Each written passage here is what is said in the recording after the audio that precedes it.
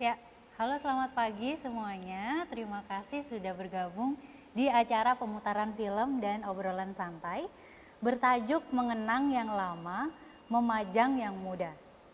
Nah, acara pagi ini adalah bagian dari Festival Sastra Lontar yang terselenggara berkat dukungan penuh dari Kementerian Pendidikan dan Kebudayaan melalui program fasilitasi bidang kebudayaan dan berkolaborasi dengan Jakarta Content Week 2020. Baik teman-teman semua, kami sengaja memilih dan menghadirkan bintang tamu yang mengenal dekat sosok dalam film yang akan kita putar hari ini, yaitu Ibu Fanny Jonathan Spoik. Saya ingin menyapa dulu, mungkin saya akan manggil Mbak Fanny ya. Halo, selamat pagi Mbak Fanny.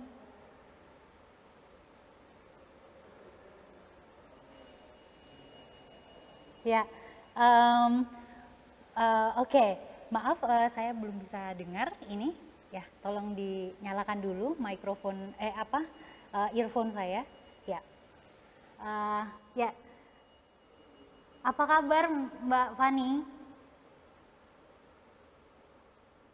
Masih belum kedengaran, saya minta tolong panitia. Earphone saya belum bisa mendengar Mbak Fanny saat ini.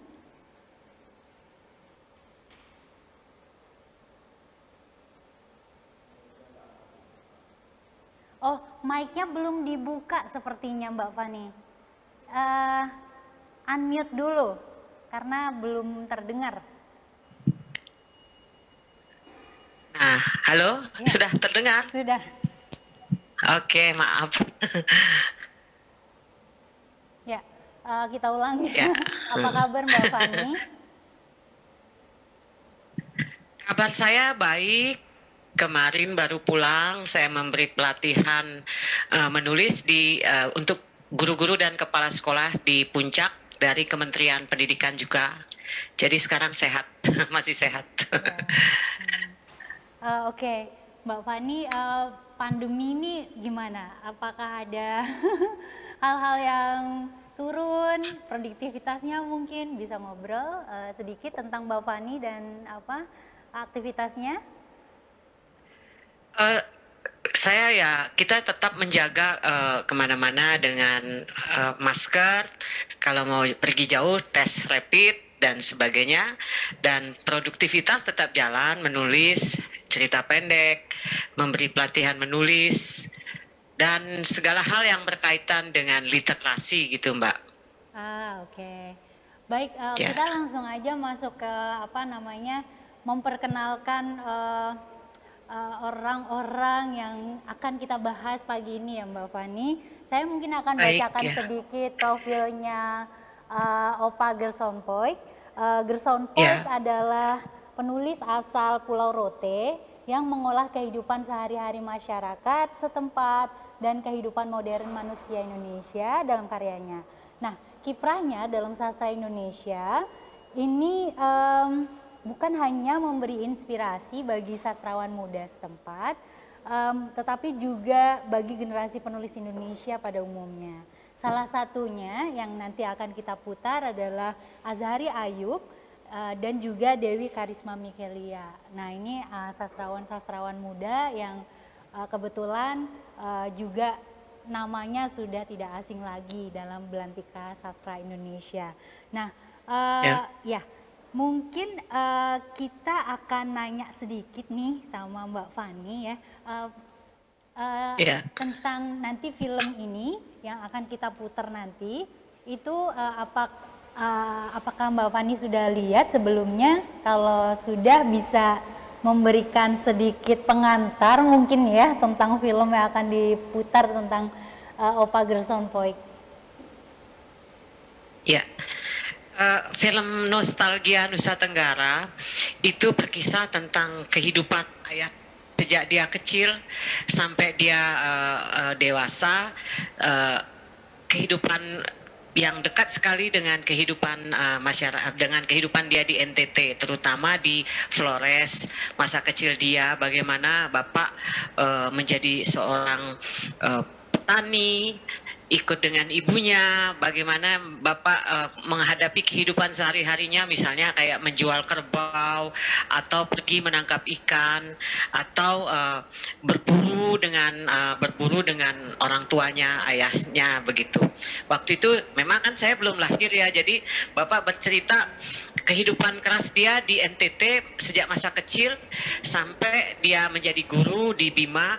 Di situ baru saya lahir. Jadi ada momen-momen yang hanya sekilas Bapak ceritakan kepada saya, tetapi selebihnya karena buku-bukunya banyak saya yang edit tentang kisah-kisah cerpen-cerpen beliau tentang negara, itu kenangan saya, ingatan saya ke belakang mengenai kehidupan Bapak keras gitu ya, tapi erat dengan kehidupan beliau sebagai orang NTT. Jadi Bapak bangga lahir sebagai orang Rote, besar di Flores, berjuang di daerah kering dan dari segi penghasilan untuk perekonomian mungkin mendidik Bapak menjadi struggle, menjadi sosok yang kuat menghadapi apapun yang dia dia alami dalam kehidupan dia hari lepas hari bersama orang tuanya. Mungkin begitu tentang film tersebut, begitu Mbak. Oke, terima kasih. Iya. Baik, teman-teman semua, yuk kita saksikan bareng film dari Opa Gerson Poik, Mengenang yang Lama, Memajang yang Muda, dan filmnya ini berjudul Nostalgia Nusa Tenggara. Karya direksi oleh Chandra Tanzil. Silakan diputarkan.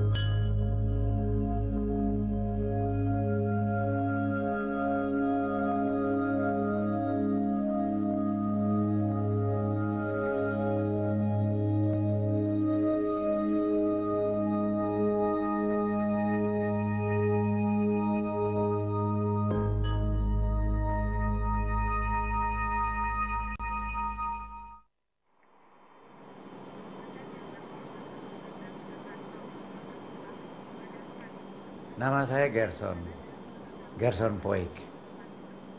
Dulu orang panggil saya BA, anak kecil bertelanjang kaki yang suka mengembara di padang sabana. Saya lahir di Pulau Rote, tetapi di Pulau Flores, NTT inilah saya menghabiskan masa kecil saya, lengkap dengan seluruh petualangannya.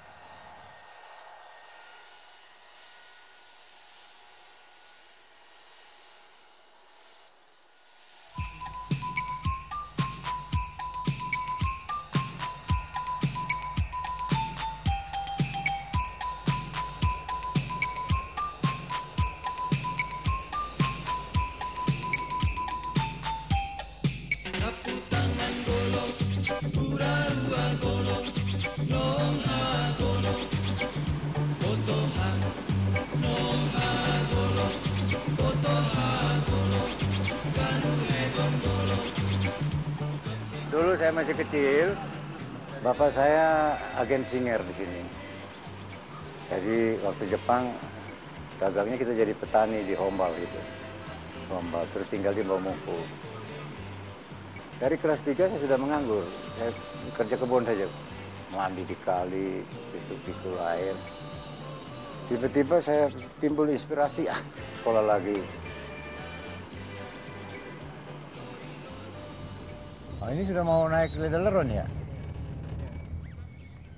waktu itu. Jadi di situ, ini barangkali jalan ke bawahnya. Ya kita tinggal di situ, di Weru Oret itu tuh dulu. Dulu jalan sini kaki telanjang, kuat benar telapak kaki kita, tebal deh. Iya, habis kita penganggur kan, nggak sekolah, nggak apa-apa, jadi kerjanya untuk angkut air, buat masak dan sebagainya, terus cari kayu bakar di hutan kelapa situ. Jadi waktu itu beberapa pastor Cimanari Agung Little Rock, istilahnya itu, datang bertamu ke rumah kita. Jadi mereka datang lihat-lihat kita, terus mereka undang untuk hari Natal.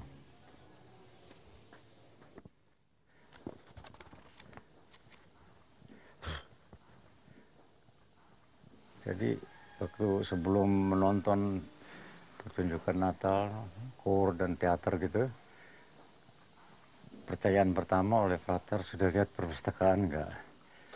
Terus waktu melihat itu terus kepala saya seolah-olah berimajinasi atau berdengung gitu, tergerak saya itu, seperti terpukul dada saya itu. Itu satu sensasi yang ya,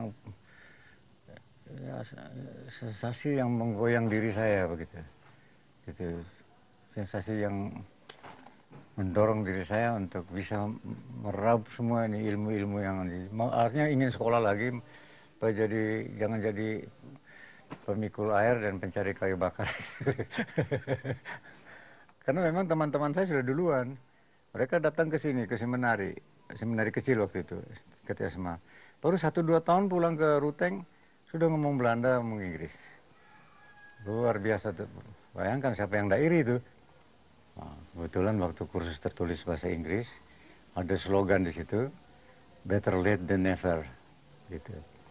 Walaupun terlambat, sudah 4 tahun tidak sekolah, lebih baik terlambat daripada tidak sama sekali. Gitu. Itu saya mulai kejar.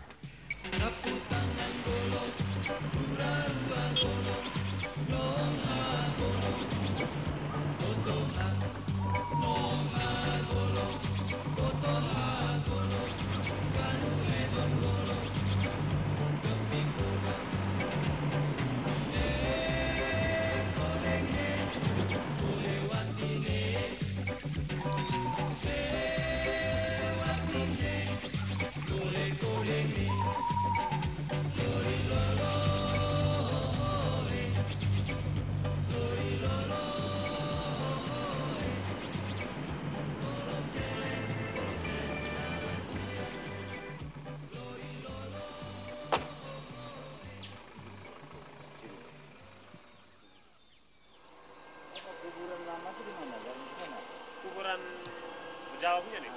Oh, di bawah, di... Yang lama yang dari dulu dan zaman dulu. Ini asrama polisi ya? Iya, iya betul.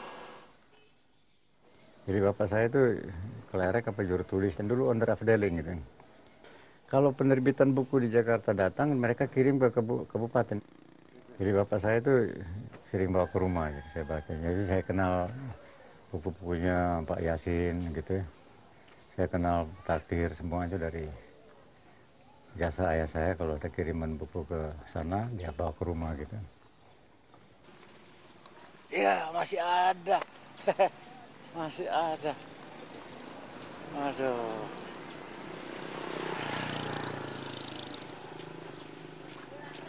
Ini masih ada, betul-betul. Saya ingat betul. Masa kecil saya di rumah ini, di depan itu tangsi. Sekitar tahun berapa? Jadi kita mulai sekolah dulu, ukur tangan begini di situ.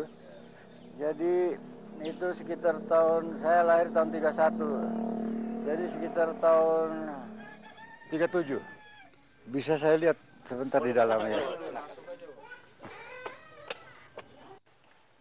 Oh ini dia. Maaf ya.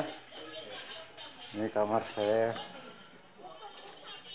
Jadi seperti kisah Napoleon itu saya baca kira-kira masih kelas 3-4 gitu ya.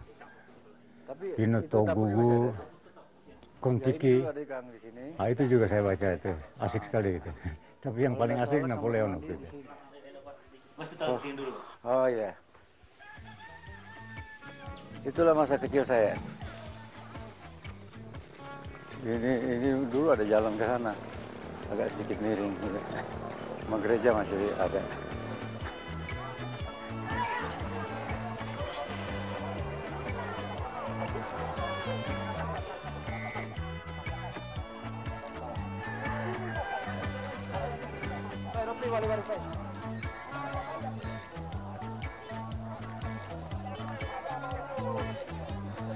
Gini.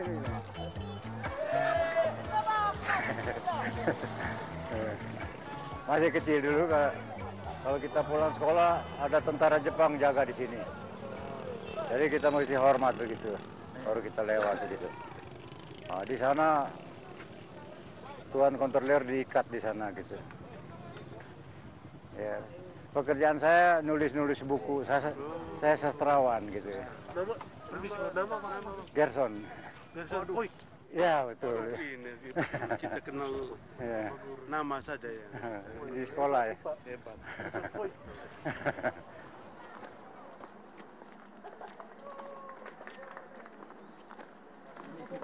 Jadi ini sastra, ini cerpen saya, cerpen yang bercerpen panjang. Nah, ini juga kumpulan cerpen yang terkenal sekali. Dan ini novel yang almarhum Sumanjaya mau filmkan ini. Gitu. Bukan Sumanjaya, Asrul Sani. Waktu saya di ND kan mereka sering terbitkan buku-buku agama itu. Semua Nusa Indah waktu itu. Percetakannya paling lengkap sudah waktu itu. Di Ruteng kita baca-baca buku-buku bacaan itu dari Nusa Indah semua. Karena dia penerbit, jadi saya kirim aja naskah begitu. Terus saya kasih ini Tumbuhan Sabana. Baru saya kirim cerita anak-anak ini, si Dino, Nostalgia Nusa Tenggara.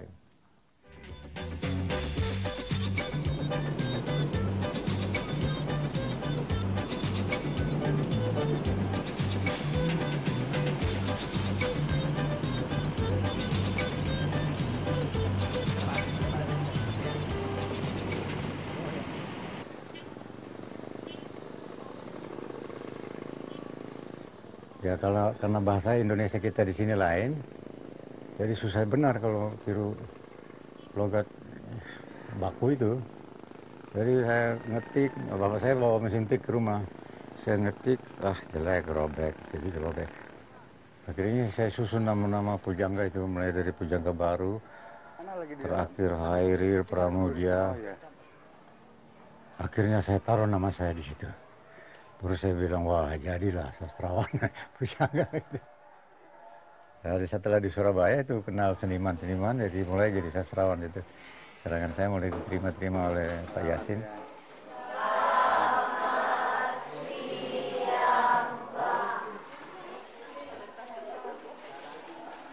Sangat bersyukur kepada Tuhan karena jarang terjadi bahwa seorang sastrawan itu bisa hadir di kelas Bapak selama ini. Iya. Saya mulai mengarang puisi. Puisi untuk ibu saya, untuk kampung halaman saya, untuk teman-teman saya di sini, di Ruteng. Ada teman saya sama-sama petani dulu. Kita dalam puisi itu saya lupa bawa, maaf ya. Dalam puisi saya uraikan bagaimana kita bakar jagung di pondok, di ladang, menikmati terbangnya kupu-kupu, bunga-bunga labu, kupu-kupu hingga dan pelangi yang indah. Di atas itu adalah keakraban. Jadi saya ngarang juga puisi tentang ibu yang sangat mencintai anaknya. Jadi ada cerita yang berjudul Ibu Selalu Hidup Dalam Jiwaku. Kalian pasti semua anak-anak menyayangi ibu kan, tapi tidak nulis. Saya nulis, tolong tiru saya lah. Jadi dari pengalaman sehari-hari ya, dengan sekolah, dengan rumah, dengan kampung halaman, itu pengalaman sehari-hari yang biasa diperoleh oleh manusia.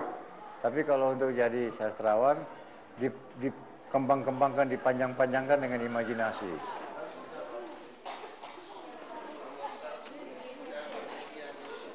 Tugas saya jadi guru dulu di SMP Negeri Ternate, SK Negeri Ternate. Dari pengalaman guru itu saya punya novel Sang Guru itu. Jadi saya teringat waktu saya jadi guru, saya seperti bapak-bapak tiap hari datang mengajar.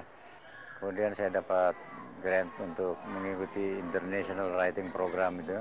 Jadi pengarang-pengarang seluruh dunia, 30 negara kumpul, dikasih uang untuk ngarang aja gitu. Jalan-jalan di kampus Universitas Iowa itu. Nah, jadi saya edit buku saya baik-baik ya. Sehingga diterbitkan dan sedang masuk di sekolah di seluruh Indonesia dan sekolah Indonesia di luar negeri. Jadi saya bahagia sekali menjadi guru. Cuma sebentar aja. Kemudian saya jadi wartawan.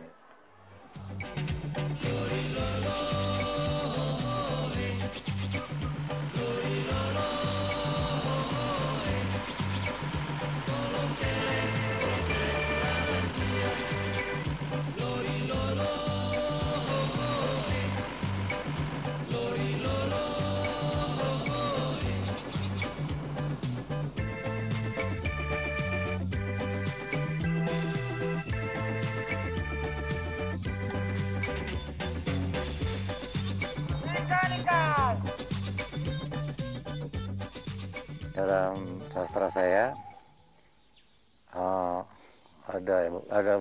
cukup banyak puisi-puisi tentang padang sabana, dan ada novel saya yang judulnya Cumbuhan Sabana. Kemudian novel terakhir itu Tarian Ombak dan Angin Sabana. Itu. Jadi sabana ini merupakan bagian dari kehidupan saya. Di sini kuda-kuda merumput, sapi, kerbau, kehidupan yang sangat bahagia kalau dibanding dengan kehidupan yang begitu membuat stres di kota besar.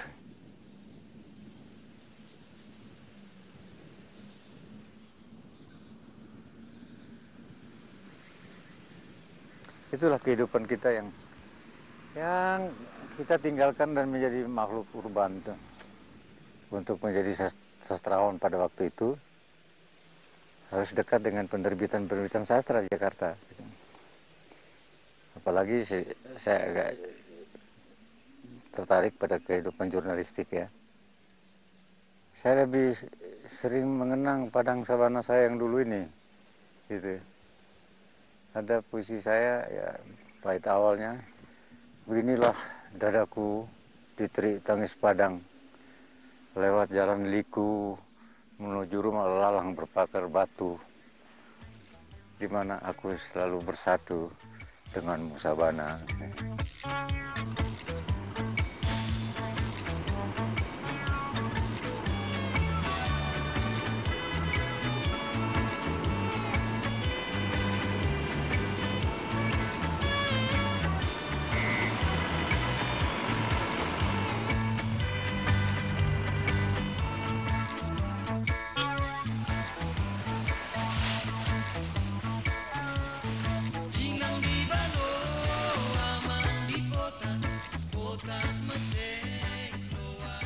Dulu waktu saya jadi guru, saya banyak mengarang puisi.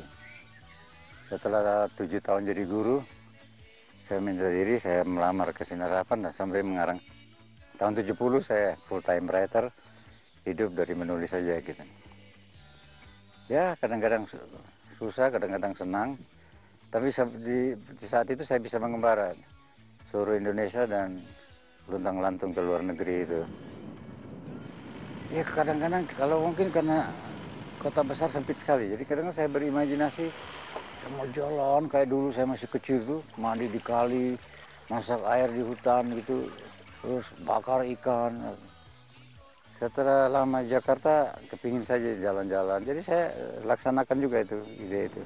Kadang-kadang saya dapat sangu dari majalah-majalah, sama mereka uang itu. Nah, jadi saya terima uang banyak, saya ngembara kemana-mana aja. Terus dapat tadi Adi Negoro itu.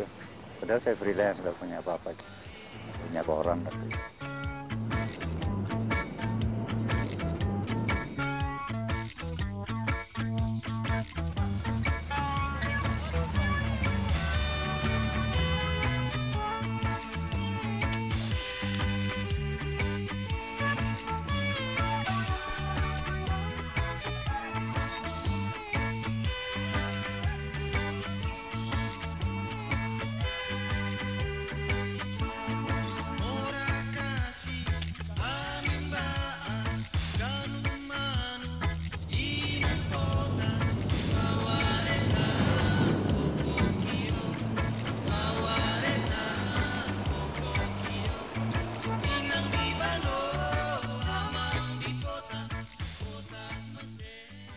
Ada cerita saya judulnya Sorghum.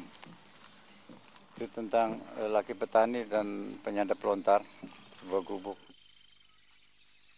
Kan sorghum itu cocok untuk lahan kering kan. Dia tanam sorghum, terus menyadap, masak gula. Saya tidak tulis tentang Sopi. Terus datang tentara berburu dari sana. Terus dia lihat gadis, anak gadisnya cantik, digoda-goda, berlari keliling pondok begini. Si bapak di atas, dia kan pegang pisau tajam tuh. Dia show of force, dia lempar pisaunya seperti pisau komando, masuk di kelapa. Gitu. Tentaranya lihat kaget juga, karena pegang senjata berburu. Itu kira-kira isi dari sorghum itu. Jadi sangat memberi inspirasi juga pohon lontar.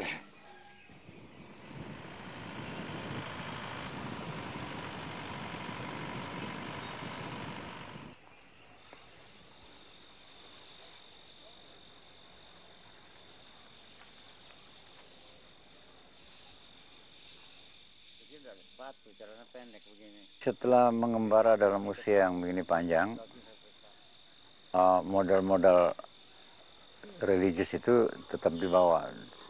Tapi begitulah kehidupan ini, sangat manusiawi. Jadi terjadi konflik-konflik, dialektika yang terus-menerus. Jadi tiap langkah maju kita mesti menemukan kendala, konflik, dan itulah yang disebut beban itu. Dalam istilah filsafat disebut kendala-kendala absurd itu, tapi kalau dalam ajaran Nasrani disebut salib. Ya. Cerpen-cerpen dan novel saya itu banyak berkisar di sekitar gereja. Misalnya cerpen Darah Timur, tokohnya pastor, sama Aloysius Wawerang itu. Ceritanya sederhana saja, seperti tampaknya everyday ya. Jadi realisme atau semacam naturalisme lah. Jadi si Aloysius ini bertahun-tahun berbakti pada pastor ini, membawa pakai barangnya ke paroki-paroki seluruh Flores ini. Tiba-tiba sepatunya hilang, gitu, sepatunya pastor.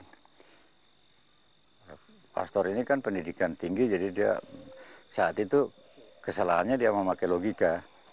Logikanya adalah logika rasional lah. Dia agak meninggalkan logika irasional, yaitu logika dinurani kan. Dia analisa tersinggung si Wawerang ini, gitu. Oh, di situ terjadi itu. Kehadiran manusia terhadap kendala absurd itu. Ya ambil dia potong gitu. Tak. Terus lonceng gereja berbunyi kan. Tong. Itu semacam drama kemanusiaan ya. Menghadapi absurditas dunia nih. Terus ternyata anjing yang bawa lari sepatunya gitu. Jadi saya agak dekat juga dengan lewat sastra lah semua ini. Sehingga kadang-kadang kalau misalnya saya sampai di sebuah gereja di Sumatera, saya adakan pelatihan penulisan gitu, sama itu, saya dengar kor-kor gereja itu, saya nangis.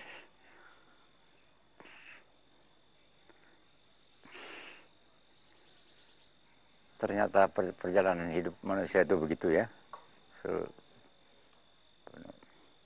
Jadi sebenarnya kita ini hidup dalam beban-beban itu, konflik-konflik, absurd walls yang hanya bisa diselesaikan, ajal kita tidak bisa selesaikan. Nah itu semua masuk merupakan roh daripada karya-karya saya.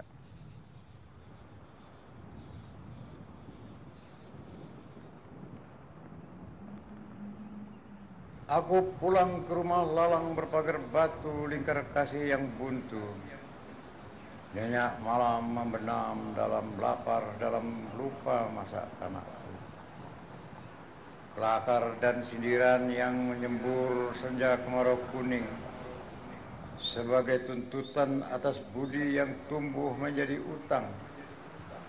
Belum terbayar oleh anak yang lapar mengejar belalang. Kau datang kembali dengan bawaan yang berserba. Untung aku belum lesu terpenggal oleh dosa dan hilang sesal.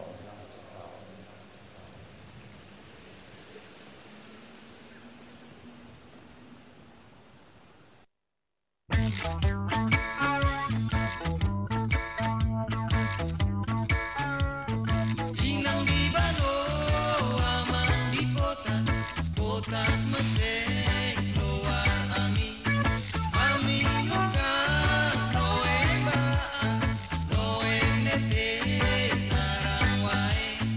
Ami nukas noeng baan, noeng nete narang wae.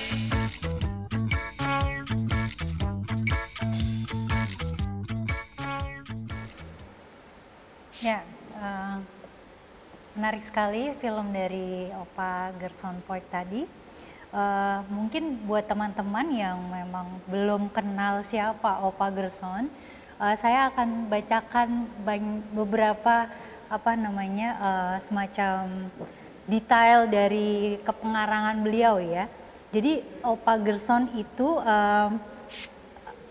lahir di Pulau Rote gitu ya, di tahun 1931 dan dia meninggal 1931. Yes, 1931 dan meninggal di tahun 2017. Nah, beliau adalah seorang penyair, seorang esais, seorang jurnalis, dan seperti yang kita dengar tadi di video, beliau sempat melamar di Sinar Harapan dan kemudian bekerja, dan setelah itu beliau selalu menulis full time writer gitu. Dan karya-karyanya yang lebih lengkap lagi adalah kumpulan cerpen, itu judulnya Oleng Kemoleng dan Surat-Surat Cinta Alexander Raja Guguk tahun 1974, terus Matias Angkan Kari 1975, terus Nostalgia Nusa Tenggara 1976, terus Jerat itu tahun 1978, dan Di Bawah Matahari Bali tahun 1982.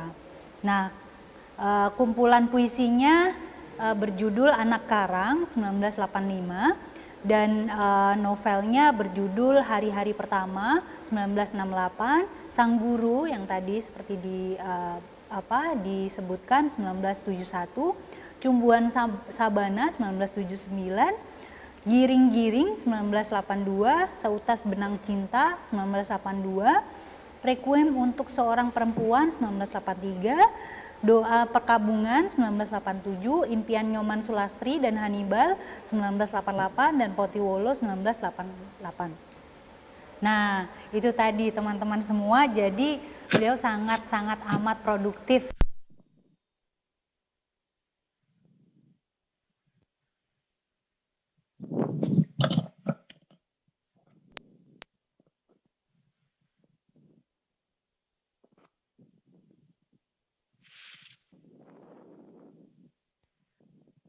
Suaranya nggak kedengeran, Mbak.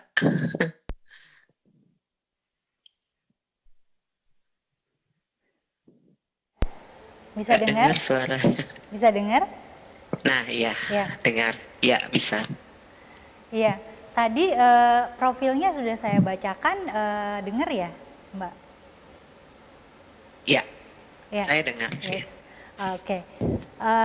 Nah, sesi berikut ini adalah sesi untuk tanya jawab dengan Mbak Fani Poik, dan saya juga menghimbau ke teman-teman semua yang bergabung bisa mengirimkan tanyaan-tanyaan, dan nanti tim kami akan memilih pertanyaannya dan saya akan bacakan untuk kita tanyain sama-sama ke narsum kita pagi ini.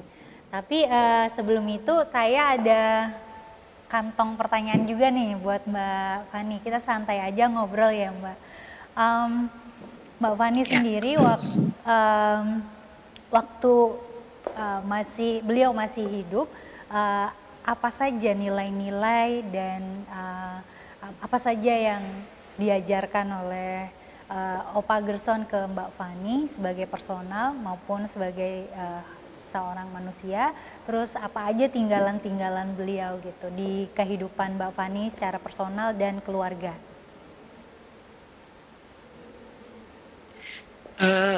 Seingat saya, Bapak lebih menekankan mengenai nilai-nilai moral dalam kehidupan kami, anak-anak beliau ya. Seperti meskipun Bapak seorang jurnalis, beliau melihat kehidupan, beragam kehidupan kemanusiaan, baik dalam hal yang berkaitan dengan tulisan-tulisan beliau, misalnya tentang pergaulan, tentang masa-masa sulit kita menghadapi kehidupan ini, tetapi Bapak menekankan bahwa humanis, kehidupan kemanusiaan harus tetap berjalan dengan mengusung nilai-nilai moral yang saya masih ingat sampai sekarang. Misalnya untuk perempuan, misalnya harus begini agar kau tidak tercerabut dari akar keperempuananmu. Nah, kau harus menjaga semua akar itu agar kau mempunyai mempunyai kebanggaan kepada diri sendiri melalui perbuatan kita terhadap sesama, terhadap siapapun yang misalnya membutuhkan bantuan. Jika kita bisa membantu, kita membantu. Nah, Bapak juga berpesan bahwa sisi agamais itu bukan dari praktek kita mempertunjukkan kepada orang-orang bahwa kita seorang yang agamais, tetapi kita menjalankan semua yang kita miliki itu melalui hati. Jadi Bapak menekankan hati kita yang bekerja untuk kita melakukan segala sesuatu demi kemanusiaan dan kebaikan itu sendiri. Begitu mungkin, Mbak. Jadi saya terkenang itu. Jadi kita saling membantu, misalnya walaupun kita dalam keadaan pas-pasan tapi kalau kita bisa membantu orang, why not, kata Bapak begitu. Jadi itu yang dia lakukan sampai akhir hayat. Dia punya murid banyak di rumahnya, malah dia yang memberi makan murid-muridnya dengan honor-honornya.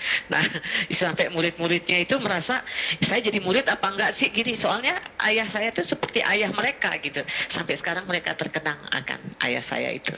Begitu, Mbak. I see. Baik sekali ya.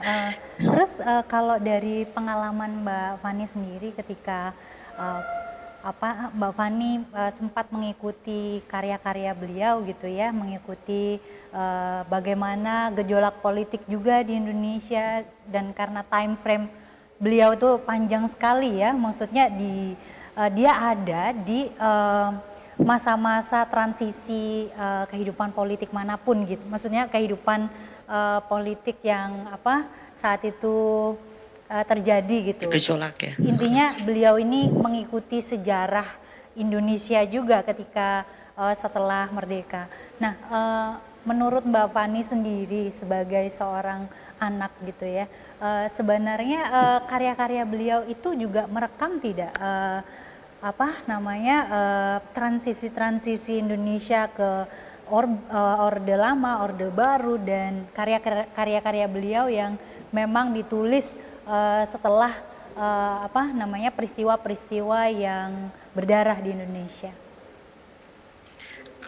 Waktu itu sekitar tahun 65, saya baru umur mungkin 5 tahunan ya. Kami tinggal namanya di Sanggar Bambu di daerah Warung Buncit, Jakarta Selatan. Di situ ada Om Danarto, Om Rendra, dan pokoknya seniman tinggal di situ. Suatu saat Bapak bercerita kepada kami, dan ingatan saya mungkin saya itu benar atau tidak, itu karena saya masih kecil ya, di depan rumah digali lubang-lubang besar. Nah, Bapak bilang waktu itu, Bapak wartawan mengikuti Presiden Soekarno kemana-mana waktu itu tahun 65. Jadi gejolak politik saat itu hanya saya dengar melalui cerita ayah saya. Tetapi saya merasakan itu kayaknya di depan rumah ada digali-gali lubang besar. Bapak tiba-tiba pulang, ayo kita pergi semua, bawa barang-barang kita keluar dari sini. Saya berpikir kenapa kita mesti pergi mendadak begitu. Ternyata beberapa setelah kami sudah tua seperti ini ya, sudah dewasa, Bapak bercerita bahwa lubang-lubang itu untuk kepala kita semua, seniman-seniman itu. Nah, mungkin dari situ muncul Manikebu ya yang Bapak ikuti tentang manifest kebudayaan. Tetapi kalau untuk Bapak berpihak ke politik ini atau partai ini, beliau netral karena beliau kan seorang jurnalis. Nah, Bapak hanya menuliskan situasi yang ada dan menggambarkan bagaimana beliau ikut Presiden Soekarno, ikut Presiden Soeharto, tetapi tidak mendiskreditkan masing-masing politik yang dipilih oleh presiden itu, karena kan seorang jurnalis harus tidak bisa berpihak kan, jadi menulis sesuatu berdasarkan fakta dan tidak ada keberpihakan begitu. Jadi saya melihat kehidupan bapak saya lebih condong ke sastra dan sesuatu yang berkaitan dengan kehidupan kemanusiaan, kehidupan original, kehidupan tentang misalnya tentang orang-orang yang tidak punya, pelacur dan sebagainya. Itu yang saya lihat nurani Bapak yang bekerja untuk menuliskan situasi yang ada di seputar kehidupan beliau. Makanya beliau suka begadang, ikut ini, ngelihat situasi yang ada, dan itu melahirkan karya-karya yang menurut saya itu sangat humanis, sangat orang kalau mau melihat satu kehidupan yang sesungguhnya, bacalah cerpen-cerpen bapak saya, misalnya Matias Akan Kari.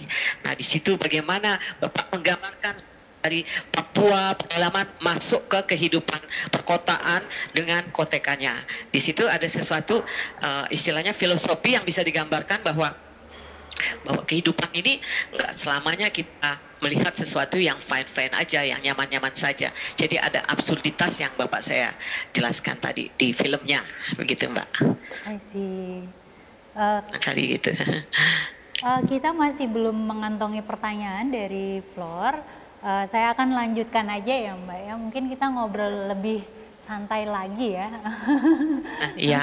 Kalau dari Mbak Fani sendiri, karya beliau yang mana yang paling disukain, dan Mbak Fani sendiri apa juga meneruskan karir Bapak sebagai penulis, atau sekarang ini apa kesibukan Mbak Fani gitu?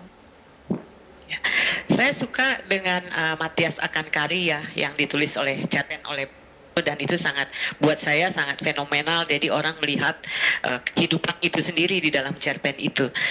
Nah, mungkin dari 5 bersaudara saya, mungkin saya saja yang menurunkan menjadi seorang penulis. Adik saya lebih ke eksak, jadi dosen matematika, jadi penari dan sebagainya. Nah, saya yang menuruni kehidupan ayah saya menjadi penulis, menjadi jurnalis. Sekarang saya lebih ke cerpenis.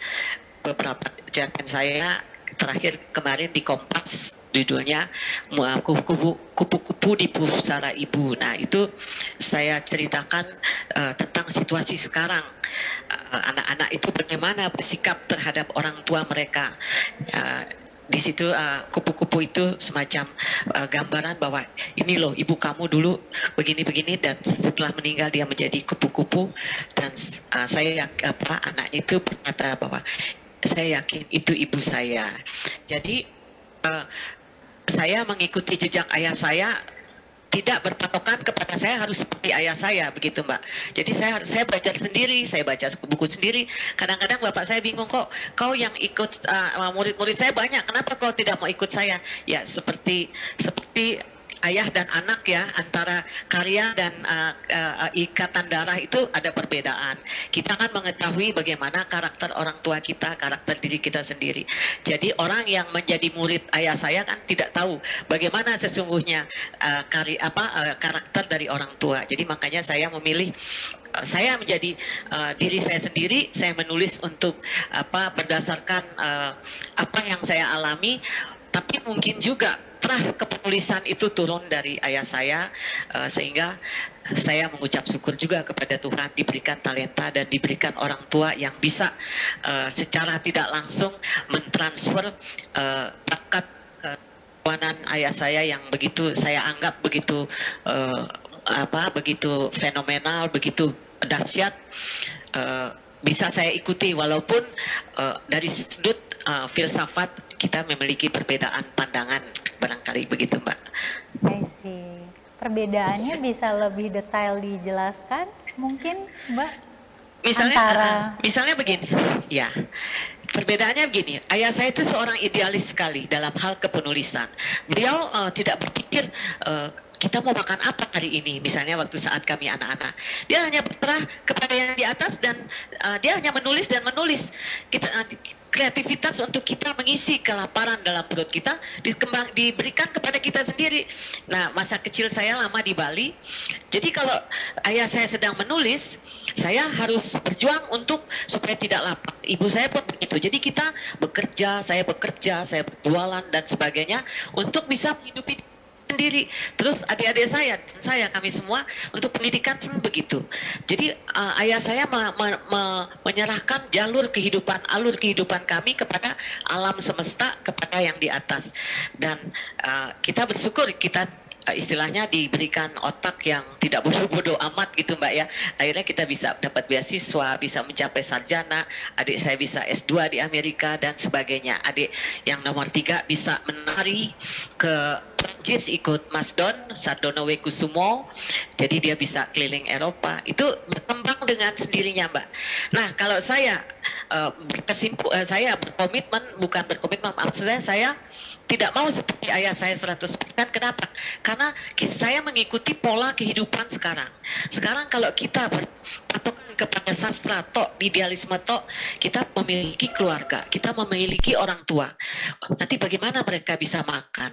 Sementara kelaparan dan pikir imbang.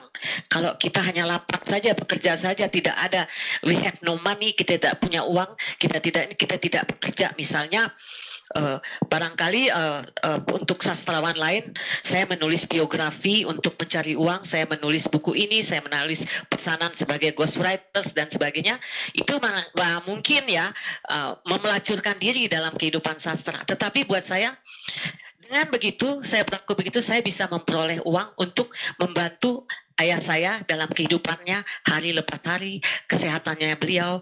Jadi saya bilang saya menjadi konsultan media di kementerian dan sebagainya, itu saya bisa membantu ayah saya yang bekerja di jalur idealisme beliau. Begitu mungkin Mbak. Ini suaranya nggak kedengaran Mbak.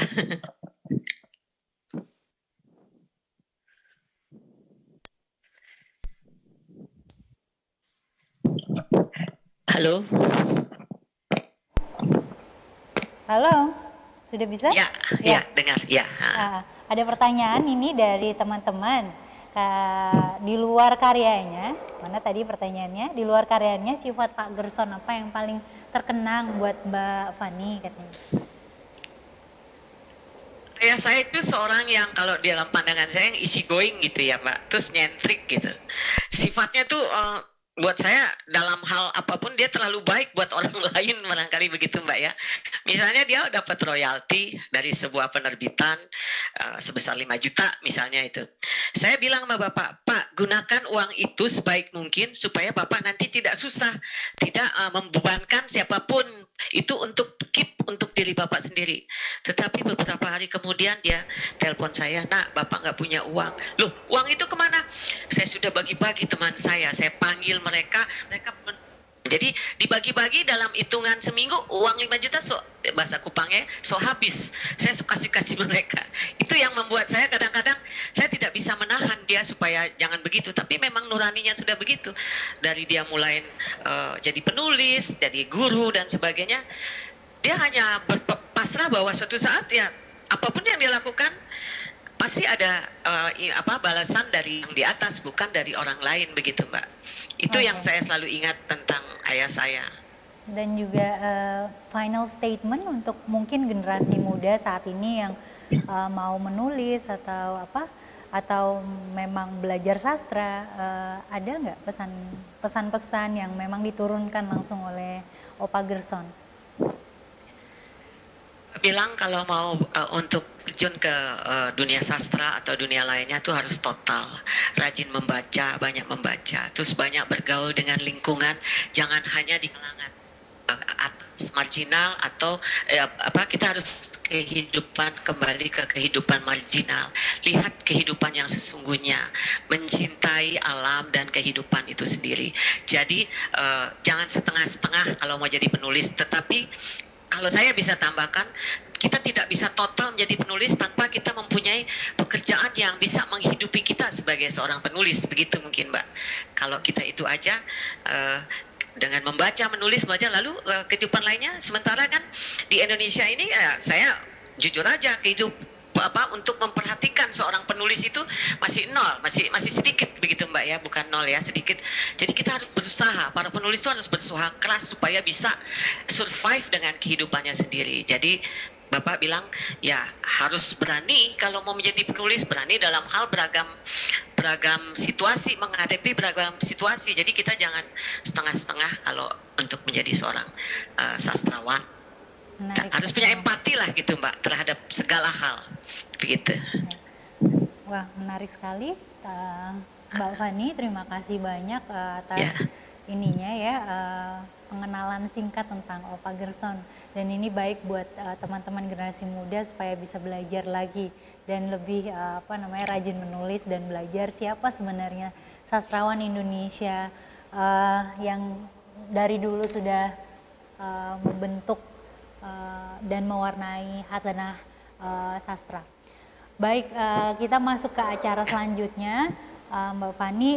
Ini ada 2 film, semacam wawancara pendek juga tentang 2 orang sastrawan muda, namanya Azhari Ayub dan juga Dewi Karisma Mikelia. Jadi Azhari Ayub adalah penulis dan pengelola komunitas sastra di Aceh. Novelnya Kura-Kura Berjanggut beroleh penghargaan Kusala Sastra Katulistiwa 2018. Ia mendirikan dan mengelola Museum Hak Asasi Manusia di Banda Aceh pada 2011. Sementara Dewi Karisma Mikelia juga tak asing lagi menulis novel dan cerita pendek. Novelnya Surat Panjang Tentang Jarak Kita Yang Jutaan Tahun Cahaya 2013 dan kumpulan cerpennya Elegi tahun 2017. Ia salah seorang pendiri penerbit OAK, penerbit independen di Yogyakarta pada 2015. Baik, langsung aja. Saya tambahkan sedikit bisa? Ya, boleh. Saya tambahkan sedikit bisa? Ya, saya mengelola rumah baca dan tulis Yayasan Gerson Poik. Jika hendak mencari karya-karya ayah saya bisa ke Yayasan Gerson Poik yang terletak di Jalan Pemuda Depok, Pancoran Mas Depok. Jadi kalau mau itu bisa hubungi saya kalau mau mencari karya-karya ayah saya di sini. Baik, terima kasih. Nanti kita tukeran nomor handphone ya Mbak ya. Siap. Oke. Ya. Ayub dan juga Dewi Karisma Mikelia. Film ini diproduksi tahun 2018-2019 oleh Yayasan Lontar bekerja sama dengan Indonesian Literary Collective. Silakan.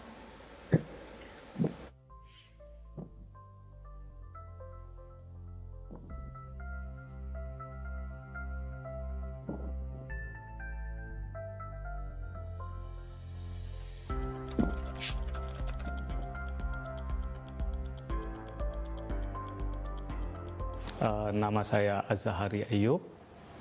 Saya lahir di Banda Aceh pada tahun 1981.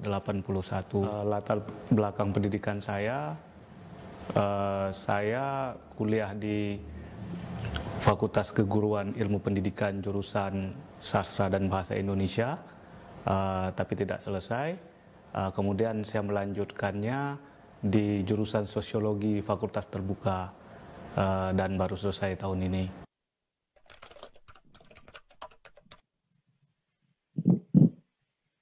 Dorongan awal itu mungkin pada waktu saya masih sekolah dasar, minta ibu saya, bapak saya kalau mereka pergi ke pasar yang jaraknya cukup jauh dari tempat kami tinggal untuk membeli majalah bekas, buku-buku cerita, buku-buku silat, komik segala macam yang waktu itu juga tidak gampang didapatkan di kota seperti Banda Aceh. Tapi bahwa sejak saya itu tergantung kepada buku, ini mempengaruhi kemudian minat saya dalam menulis. Tapi ini tentu saja beberapa tahun kemudian, mungkin waktu saya mulai SMP, saya mulai menulis puisi, mulai menulis semacam surat pembaca. Jadi apa yang saya inginkan, saya lihat sesuatu, dan waktu itu saya mulai bercita-cita menjadi wartawan. Saya mulai tulis, ada satu kecelakaan saya tulis, ada satu perkelahian antar kampung saya juga mulai tulis misalnya itu. Kita dihadapkan dengan satu kenyataan bahwa ada banyak sekali pelanggaran HAM di Aceh.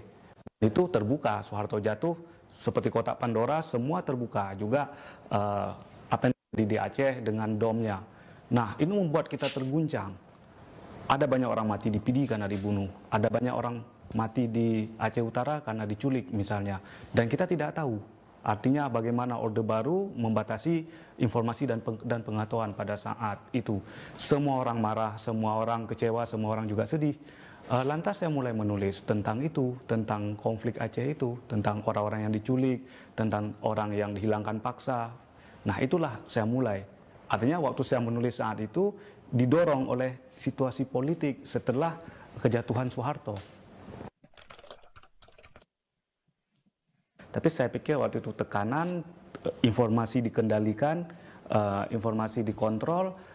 Lantas ya mungkin pada masa itu saya memilih menulis cerita pendek untuk menggambarkan satu situasi yang mungkin agak aman sedikit. Sama sebenarnya langkah ini juga ditempuh oleh wartawan-wartawan yang berkolaborasi untuk mendirikan beberapa media bawah tanah pada waktu itu. Di mana pada saat itu saya butuh hiburan bagi diri saya sendiri kan. Oke, mungkin menulis tentang fabel, sesuatu yang jauh dengan kenyataan, sesuatu yang tidak bikin saya sedih atau bikin saya remuk redam. Oke, saya mulai menulis tentang kura-kura berjanggut. Mungkin saya menulis tahun 2006, dipublikasikan di Tempo tahun 2007. Ya saya mau menulis itu tentang binatang. Ya mungkin untuk menghibur diri saya sendiri juga, di luar bahwa saya juga harus melatih kembali ya, melatih perasaan, melatih kejernihan, melatih intuisi saya dalam menulis.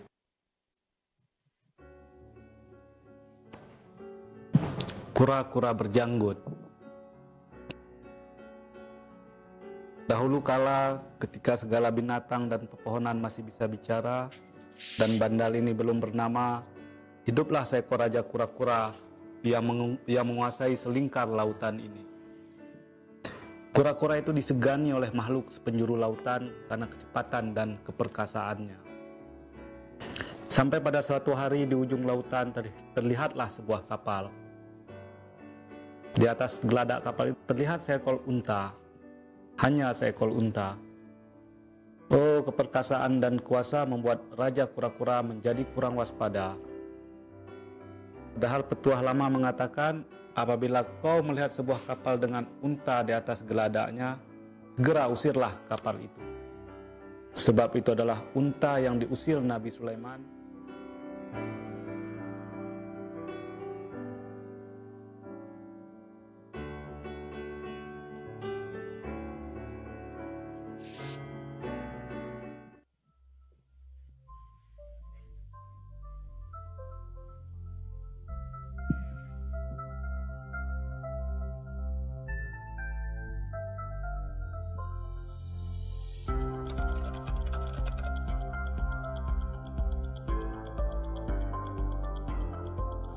Saya Dewi Karisma Miselia, lahir di Denpasar, Bali, 13 Agustus 1991, 26 tahun lalu.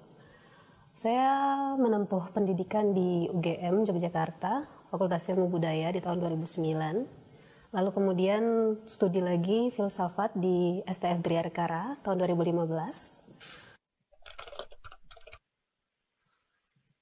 Saya selalu percaya bahwa modal utama saya menjadi penulis adalah kesendirian saya sebagai anak tunggal. Ayah saya dan ibu saya yang sibuk dengan pekerjaannya dan kemudian sakit.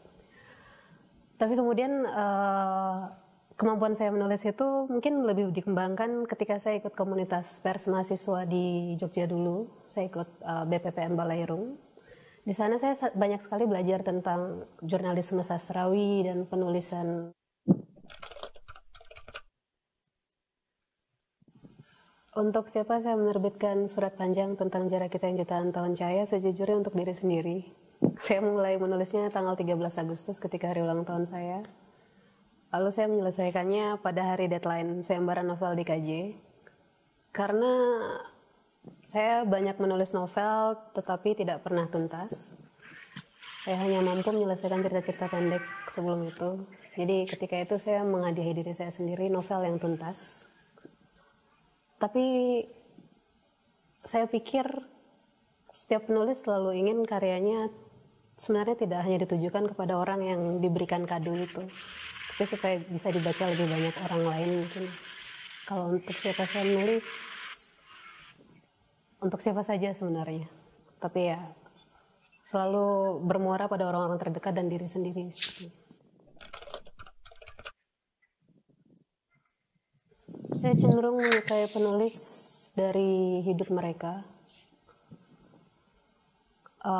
Saya suka Fernando Pessoa karena dia misalnya memiliki 84 heteronim, punya nama samaran, dan setiap nama samarannya itu punya tanggal lahir sendiri, tempat lahir sendiri, kehidupannya sendiri. Dan bahkan satu bukunya yang dia tulis misalnya diberi kata pengantar oleh dirinya sendiri yang merupakan penulis lain, penyair lain gitu. Padahal itu dirinya sendiri. Sebenarnya saya beruntung sih karena novel ini bukan juara utama di Sayembara itu. Menang novel Sayembara, lalu masuk nominasi ke Tulistiwa Literary Award yang saya rasakan aneh. Saya nggak menginginkan itu. Sejujurnya apa ya, kita menulis karena kita punya ide gagasan gitu, agar diterbitkan atau dikenal. Motivasi ketika itu adalah hadiah dari Sayembara itu. Novel Surat Panjang adalah novel yang pertama saya tuntaskan. Ia terinspirasi dari pengalaman hidup saya sendiri. Novel ini bercerita tentang seorang perempuan yang melajang hingga umur 40-an. Saya alusikan kepada tante saya yang tidak menikah, bahkan hingga hari ini, usianya udah 50-an sekarang. Saya melihat bahwa selalu ada stigmatisasi terhadap bagaimana kita memilih hidup.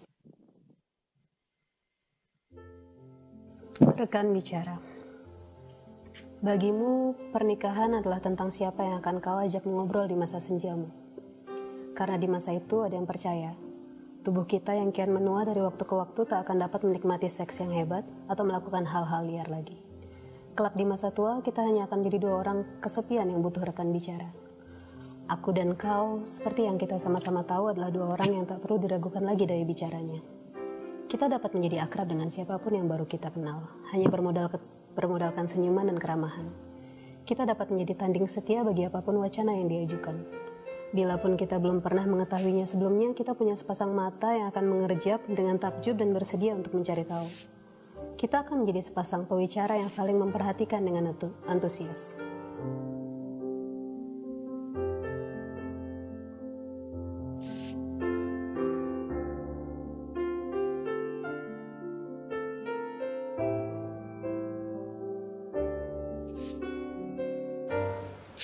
Ya, itulah tadi dua orang sastrawan muda kita, yaitu Azari Ayub dan Dewi Kalisma Mikilia. Menarik sekali. Oh ya, kebetulan itu video-video dari Lontar yang kebetulan saya juga terlibat di dalam pembuatannya. Saya sebagai director di situ. Dan mungkin saya akan tanya juga ke Mbak Fani, apakah menurut Mbak Fani cerita-cerita dari dua teman kita tadi juga merupakan hal yang bersinggungan dengan kehidupan Mbak Fani dan karya-karya Mbak Fani? Iya, saya melihatnya ada deskripsi dari penulis tersebut untuk menggambarkan daerahnya masing-masing, perasaan-perasaannya, seperti Mikalia tadi. Saya melihat bagaimana dia dalam sebagai anak yang tunggal, hidup dalam kesendirian, ruang sunyi. Itu seperti saya juga masa kecil saya di Bali. Di sana saya kadang-kadang hobi saya memang berhayal dan membaca. Jadi kadang-kadang saya berhayal suatu saat saya tidak menjadi anak seniman, tetapi saya menjadi suatu kelompok. Saya senang nyanyi juga, Mbak. Jadi satu kelompok pemusik kayak Jackson 5. Saya berdiri, saya duduk di bawah pohon kelapa, saya lagi mentas, saya lagi manggung. Dan setelah saya dewasa tahun 77, saya mulai menulis cerita anak-anak. Saya gambarkan cerpen kehidupan kami dan hayalan-hayalan saya dengan apa supaya saya tidak sedih dengan situasi yang ada saat itu. Saya tuangkan ke dalam bentuk tulisan, dan pada saat tulisan saya dibaca oleh orang-orang, kadang-kadang ada orang yang sudah menderita kanker, tetapi membaca tulisan saya, dia tergugah, dia menangis. Mbak, itu seperti saya, dan saya merasa tersibur dengan tulisan cerpen-cerpen Mbak Fani, dan saya merasa sehat. Di situ saya merasa bahwa saya bisa berbagi kepada orang lain melalui tulisan, melalui kata. Dan sampai sekarang saya, kalau saya baca puisi juga, atau saya menulis cerpen, terus tiba-tiba ada yang WA, ada yang gini-gini, saya langsung merasa, bukan saya bangga kepada diri saya sebagai seorang penulis, tetapi saya merasa saya sudah bahagia bisa dibaca karya saya dan dinikmati oleh mereka dan menghibur mereka, memberi kekuatan dalam menghadapi kehidupan yang saya rasa berat ini. Begitu, Mbak. Ya. Makasih banget Mbak Fani. Sama-sama. Sudah hadir di acara ini. Baik teman-teman semua, kita sudah masuk ke acara yang pungkasan. Ada final statement tidak Mbak tentang bagaimana Opa Gerson Poik dan bagaimana idealisme beliau yang hingga sekarang masih bisa kontekstual terhadap permasalahan bangsa kita saat ini, Mbak. Final statement aja. Ya, Bapak berharap melihat situasi yang ada, kita jangan mengikuti alur seperti fanatisme yang berlebihan, atau membuat kita beropini bahwa kita merasa benar dengan diri kita sendiri. Jadi harus, walaupun itu ekstrim kiri, ekstrim kanan, kita harus ada moderation yang membuat kita menjadi sebuah bangsa yang bijak dalam bersikap, dalam berbicara, dalam menulis, dan kita tidak merasa kita lebih dari orang lain. Kita menjadi orang yang bijaksana dan wise. Itu yang diajarkan ayah saya selalu. Jadi bersikaplah bijaksana dalam segala laku kehidupan yang kau jalani. Itu yang Bapak ajarkan ke saya. Begitu, Mbak. Iya, terima kasih Mbak Fani. Baik teman-teman, terima kasih banyak untuk waktu 1 jam yang sangat produktif ini. Saya ucapkan juga tidak lupa terima kasih untuk Yayasan Lontar dan juga teman-teman yang sudah bekerja dengan baik di Jakarta Content Week 2020. Baik teman-teman. Terima kasih juga. Ya, terima kasih. Terima kasih juga buat Yayasan Lontar sudah mengajak saya, juga para pemirsa yang menonton kegiatan ini. Terima kasih banyak. Ya. Yayasan Gerson Poik. Ya, terima kasih Mbak Fani. Sampai ketemu lagi di acara selanjutnya. Kita akan terus bersinggungan dengan penulis-penulis kita selama beberapa hari ke depan. Festival Literasi Lontar akan masih airing terus, dan pantengin IG-nya, pantengin juga rilisan-rilisan dan posternya. Jangan lupa join ke acara-acara yang tidak kalah menarik lainnya. Baik teman-teman semua, acara ini sekali lagi dipersembahkan oleh Yayasan Lontar yang didukung sepenuhnya oleh Kementerian Pendidikan dan Kebudayaan Republik Indonesia bekerja sama dengan Jakarta Content Week. Terima kasih, salam dan terus berkarya. Bye.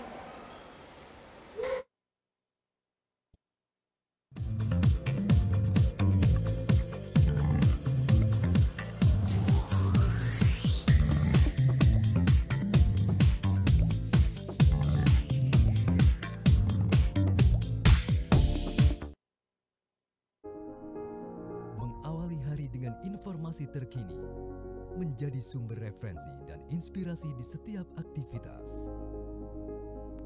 Melalui News Video Portal, Segala informasi dapat tersajikan cepat, akurat, dan lengkap. Dengan kekuatan teknologi digital, Medcom.id hadir dengan berita pilihan yang dikemas secara menarik. Medcom.id, digitally inspire people. Sudah 15 menit, masih kejebak macet. Tenang, tenang. Daripada emosi, 15 menit Anda jadi lebih berharga kalau bersama saya. 15 Minutes, setiap Rabu, jam 6 sore lewat 45 menit. Mediaindonesia.com hadir dengan opini cerdas dan narasumber kredibel, mudah diakses, informasi berkualitas ada di genggaman Anda. Klik di browser Anda, www.mediaindonesia.com. Dan temukan pandangan berbeda, karena fakta bisa sama, sudut pandang boleh beda. Mediaindonesia.com, views and news.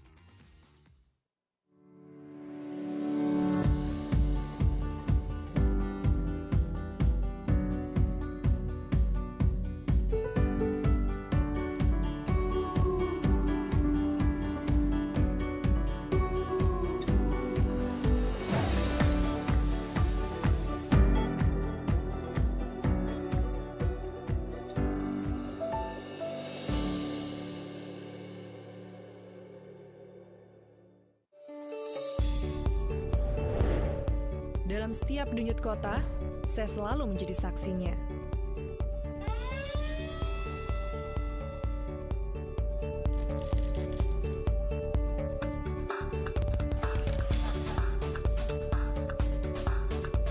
Disiarkan lebih dari 20 televisi jaringan Jawa Pos Group.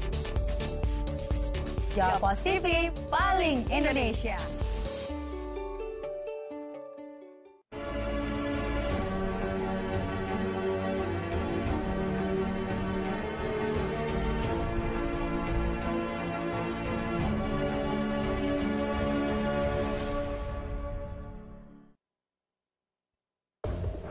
Kebebasan pers dan gelombang era digital menghadirkan ribuan bahkan jutaan informasi dan data setiap harinya. Beragam data dan informasi berserak di berbagai tempat seiring dengan perubahan dunia yang bergerak begitu cepat. Media-media baru pun bermunculan, namun kualitas informasi seolah tak lagi menjadi prioritas. Bahkan tak sedikit yang abai pada etika jurnalisme. Untuk menjawab tantangan itu, Kata Data hadir sejak April 2012 sebagai portal media di bidang ekonomi dan bisnis. Beragam sektor diulas mulai dari finansial, energi, pangan, hingga industri kreatif dan digital. Artikel mendalam dan komprehensif dengan sajian infografik yang menarik menjadi karakter utama dari Kata Data. Kata Data berikhtiar untuk terus menyajikan beragam informasi berkualitas untuk kemajuan negeri dan untuk kepentingan bisnis Anda. Kami percaya demokrasi yang sehat tumbuh dari kehadiran informasi dan data yang akurat. Kalau bicara pakai data.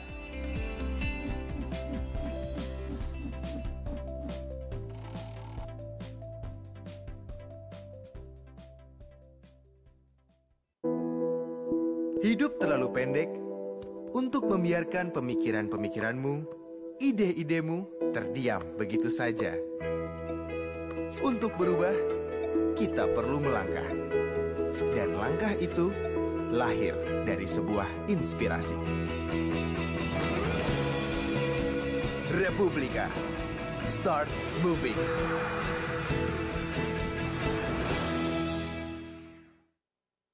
Wah, itu aku juga mau.